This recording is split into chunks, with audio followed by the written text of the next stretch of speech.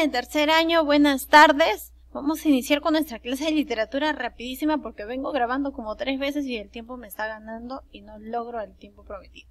Vamos a hablar de la literatura medieval, ¿sí? Vamos a hablar exactamente, hoy los voy a narrar sobre el Miocene.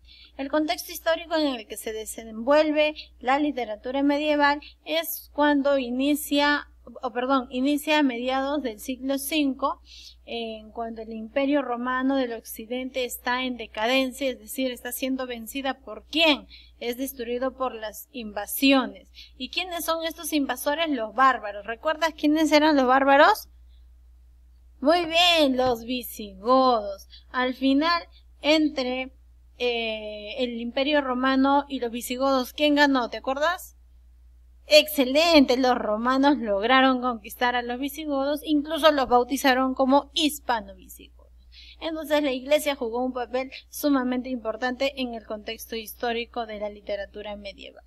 Características: tiene visión teocéntrica, es decir, Dios es el centro de todo. Vamos a tener la presencia del sistema feudal. Vamos a tener como importancia los valores, la moral, la fe, la ética.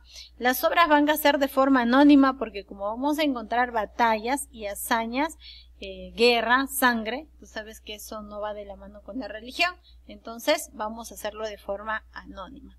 La Iglesia Católica transmite su cultura y esta época de la literatura medieval es conocida o ha sido llamada como la Edad Oscura porque ha tenido un momento de encapsulamiento, se quedó, se encerró y no pudo avanzar en un momento. Se crean en este tiempo las lenguas romances. Cuando hablamos de lenguas romances, recuerda que aquí, recuerda que aquí ha habido una batalla, ¿no es cierto?, en la que ganaron los romanos. Una vez que ganan los romanos, obviamente ellos imponen su lengua y ellos imponen la lengua romances. ¿Y cuáles eran esas lenguas romances? Era el italiano, el castellano, el francés y entre otras que ya hemos hablado en el curso de lenguaje. La temática heroica era religiosa y la exaltación era a lo nacional. Muy bien, vamos a avanzar. Periodos de la Edad Media. Tenemos 3 periodos, ¿sí? Vamos a hablar rapidito. El primer periodo trata de la Alta Edad Media. Vamos a hablar desde lo más alto hasta los más bajos. En la Alta Edad Media se desarrolla del siglo V al siglo VII. Aquí vamos a encontrar la caída de Roma en el año 476 después de Cristo. Vamos también a estar en la invasión árabe, año 711 después de Cristo. Entre la caída de Roma y la invasión de árabe, entre este enfrentamiento, no fue una muy buena época propicia para la creación de la literatura. Por lo tanto, aquí no sobresalieron muchos textos. Pasamos entonces al siguiente periodo que se dio entre el siglo IX al siglo XIII, que es plena Edad Media. Aquí vamos a ver la presencia del feudalismo y las cruzadas. Vamos a ver el desarrollo de la lírica con las jarchas mozárabes. ¿Te acuerdas qué eran los jarchas mozárabes?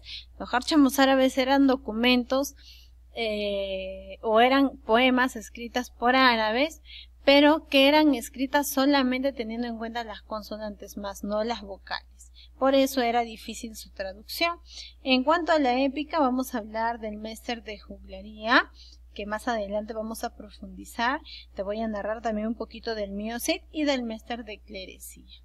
En cuanto a la lírica, vamos a ver que la lírica va a ser tradicional. Vamos a utilizar todavía la lengua vulgar. Recuerda que nuestro idioma todavía deriva del latín vulgar. Vamos a tener una combinación entre el vulgar y el oculto en lengua vernacular. Y bueno, pasamos a la edad, ¿en qué estábamos? Pasamos al siglo, ¿qué siglo es? Al siglo XIV hasta el siglo XV, Baja Edad Media. Aquí hay un afianzamiento de la burguesía y la monarquía. La caída de Constantinopla en 1453, se desarrolló la lírica, se desarrolló la narrativa con un autor muy conocido, el infante Juan Manuel, la lírica con Jorge Manrique y el humanismo con, si recuerdas, el autor que publicó la primera gramática española, ¿cómo se llama? Elio Antonio de Nebrija. Muy bien, él es el humanismo o representa el humanismo en la Baja Edad Media. En el prerrenacimiento, es decir, volver a nacer, volver a hacer las cosas bien, vamos a tener a Dante Alighieri con la Divina Comedia y a Francesco Petrarca. Listo. Ahora hay un dato que quiero compartir contigo. Durante la invasión de Roma y los visigodos, los árabes, perdón, la invasión de Roma y la caída de Roma y la invasión árabe, hay un datito ahí. Los cristianos se agruparon en la montaña norteña y organizaron la resistencia. ¿Qué quiere decir resistencia? Que ellos no tenían pensado, ni siquiera se les cruzaba por la cabeza retirarse o rendirse, sino todo lo contrario. Ellos querían enfrentarse y dominar. Y así empezó un largo periodo histórico denominado como la Guerra de la Reconquista, que duró 8 siglos entre romanos y árabes. Bien, en cuanto a la evolución literaria, si te acuerdas de las glosas, ¿no es cierto? Hablamos en el curso de lenguaje, hay 2 tipos de glosas, las glosas emilianenses y las glosas silenses. ¿Qué eran las glosas en común? Las glosas son documentos en las que están escritas todo lo relacionado a la iglesia, es decir, bienes, recursos, vale decir, de repente algún cántico, algún rezo, qué sé yo, pero había un detalle, que estaban escritos en el idioma antiguo, que era el latín, porque ya vino el rey a decirnos que teníamos que hablar, el rey Alfonso, a obligarnos a hablar en castellano. Entonces ya nadie leía en latín. Por lo tanto, los sacerdotes utilizaban a los soldados, que todavía utilizaban el latín vulgar, para que ellos puedan leer estas glosas y los sacerdotes anotar en una hojita y poder transcribir. Las jarchas mozárabes eran composiciones poéticas de parte de los árabes en el siglo XI, pero hay una característica ahí, hay un detalle de que esto nunca pudo ser transcrito, porque ellos escribían solo en consonantes, entonces no se entendía, pues no se podía saber qué es lo que querían transmitir. Representantes en cuanto a la poesía, tenemos a Gonzalo de Berceo con Milagro de Nuestra Señora, y en prosa tenemos a Alfonso X. ¿Quién fue Alfonso X? ¿Recuerdas? Excelente. Alfonso X fue el que decretó la obligatoriedad de que utilicemos todos la lengua castellana, nos olvidemos ya del latín. Bueno, él publicó la Crónica General. Luego hablemos de Elio Antonio de Nebrija, que fue quien publicó la primera gramática de lengua castellana en 1492. Bien, te mencioné hace un momento que íbamos a hablar del Méster de Juglaría y del Méster de Clerecía, ¿no es cierto? Vamos a ver diferencias y luego vamos a ver algo que tienen en común. El Méster de Juglaría se desarrolla entre el siglo XII y el siglo XIII. Del siglo XII al siglo XIII son juglares en las que se narran hazañas de héroes y reyes. Se entretenían con narraciones, músicas y acrobacias. Era de origen anónimo, porque recuerda que estamos bajo el gobierno o la dominación romana. Entonces, bajo esa dominación predomina la religión católica. La religión católica con batallas, sangre, como que no va de la mano, ¿verdad? Entonces, por eso eran de origen anónimo. Estas obras eran recitadas de forma oral. A diferencia de esa, tenemos la Méster de Clerecía, que se desarrolló entre el siglo XIII y el siglo XV, que eran los clérigos, es decir, los sacerdotes, los cultos, los eruditos, que tenían una vida de santo. Su propósito era didáctico, educativo. Las obras escritas eran en cuaderna vía, que eran estrofas de 4 versos con 14 sílabas, a los que ellos llamaban alejandrinos.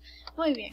Algo que tenían en común estos mésters era la transmisión de la cultura castellana. Vamos a hablar, repito, ahora sí, el Cantar del Mío Cid.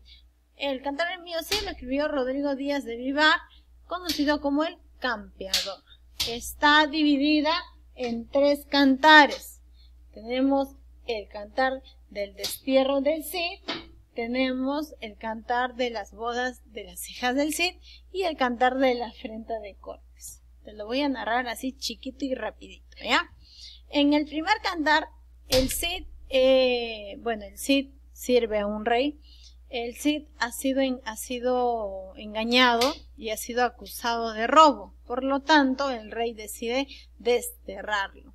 Al ser desterrado, él quiere demostrar su inocencia, sin embargo, decide respetar la decisión del rey y debe dejar a sus 2 hijas y a su esposa y tener que irse. Al irse, él llama a un grupo de hombres, de soldados, para que lo acompañen, y son aquellos quienes confían en él, y son muchos en realidad, y lo acompañan. Y es así como el Cid logra conquistar muchas tierras, y logra ser dueño de muchas de esas tierras.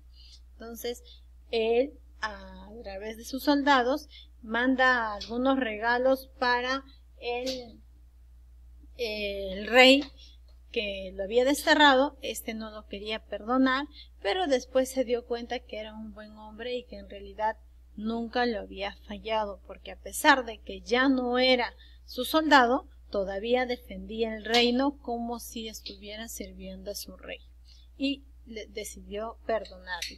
Él regresa y se encuentra con sus hijas y su esposa, y a sus hijas las encuentra con 2 pretendientes que eran los infantes de Carrión, que querían casarse con las niñas, con las señoritas, ¿cierto?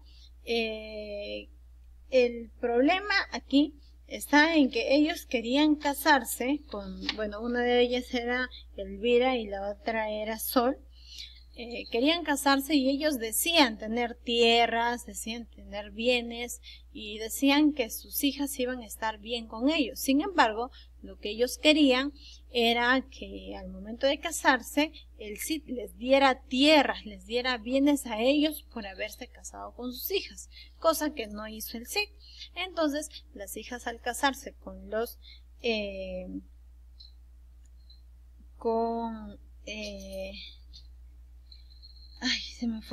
con los infantes de Carrión, disculpen, se fueron y fueron brutalmente maltratadas.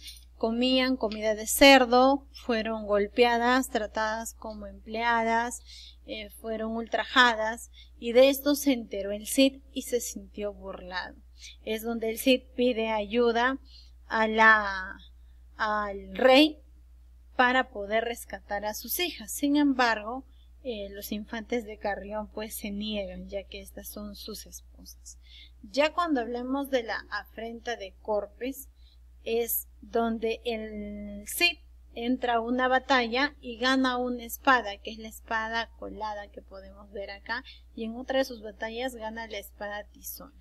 Estas espadas él, justo el día del matrimonio de sus hijas, se las regala uno a cada uno, es decir, a sus yernos.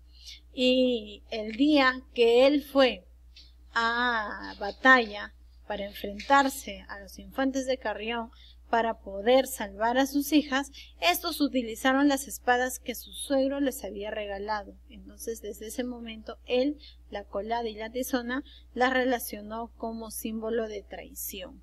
Finalmente, obviamente, pues, logra ganar el Cid como buen luchador y buen guerrero, y las hijas del Cid regresan al lado de su padre. El tema principal es la pérdida y el recobro del honor del Cid, la pérdida al momento que fue desterrado y el recobro al momento en que él regresa y recupera a sus hijas. El género es épico, la especie un cantar de gesta, el autor es anónimo, la estructura consta de 3.730 versos irregulares. Muy bien, chicos, espero que les haya gustado. La tareita se las voy a dejar a través de la plataforma, pero no es tan extensa. A ver, te la voy a explicar, ¿ya? En la página 113 tenemos valores de la obra. Valor histórico, valor lingüístico, nacional y literario. Me vas a hacer un mapa conceptual, mental o el que tú manejes. Te voy a especificar en la plataforma, no te preocupes.